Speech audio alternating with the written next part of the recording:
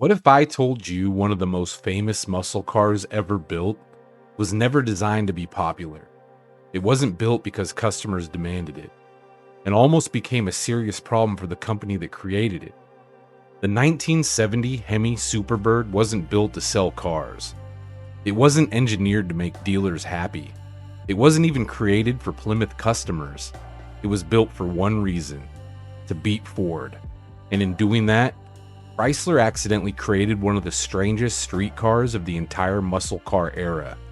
This is the story of the 1970 Hemi Superbird, why it existed, why dealers struggled with it, why NASCAR killed it, and how a car that once sat unsold on dealership lots became one of the most valuable mopars ever built.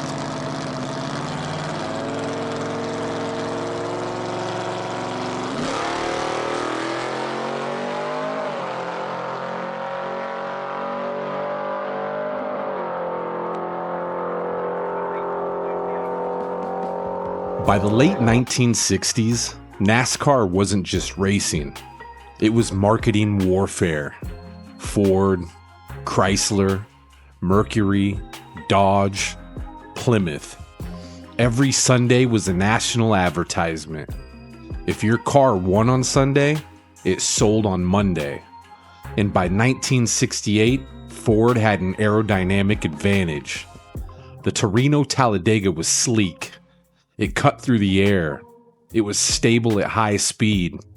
And tracks were getting faster. Daytona, Talladega, Michigan. Speeds were pushing 200 miles per hour.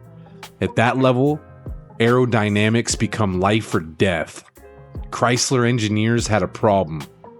The standard Charger body was creating lift at speed, not downforce, lift. At 190 plus miles per hour, lift is terrifying. So they built the 1969 Dodge Charger Daytona. Long nose, rear wing, flush glass. It looked outrageous, but it worked. The Daytona broke 200 miles per hour. It dominated. Ford was embarrassed, and Ford responded, which meant Plymouth needed its own version. Because Chrysler didn't want Dodge winning while Plymouth sat on the sidelines. That's how the Superbird was born. Not from customer demand, from corporate pride. Here's where things become dangerous. NASCAR had rules. If you wanted to race a car, you had to sell it.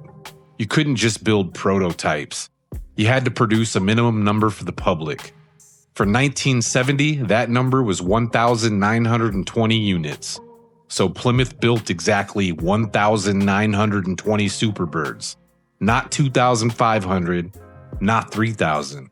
Exactly the minimum required. That tells you everything. This was compliance production.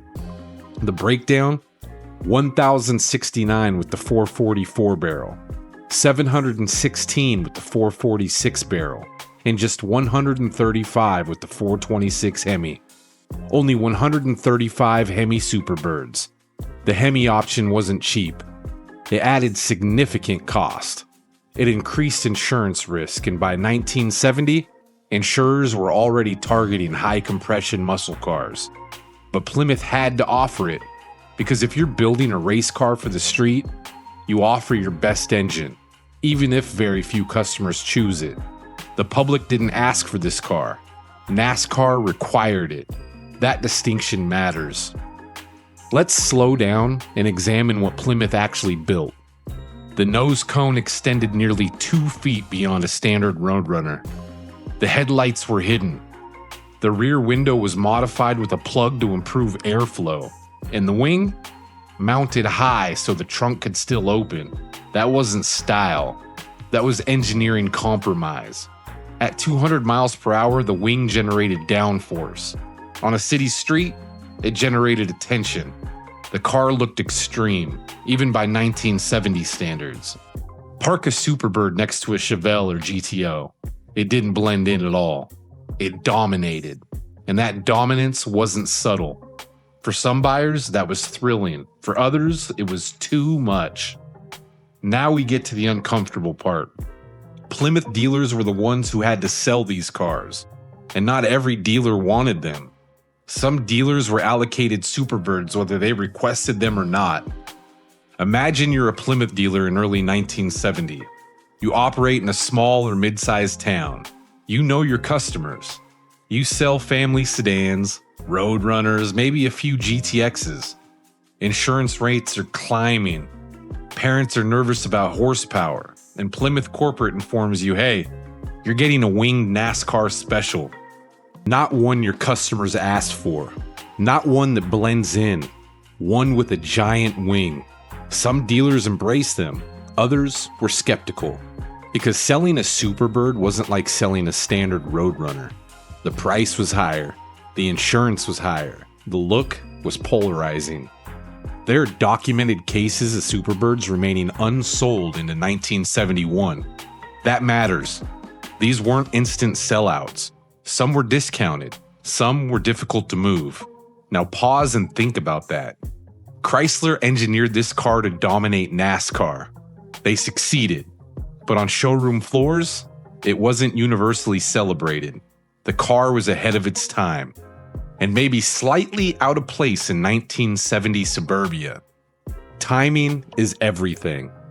And 1970 was the last true year before the shift. By 1971, obviously compression ratios were dropping.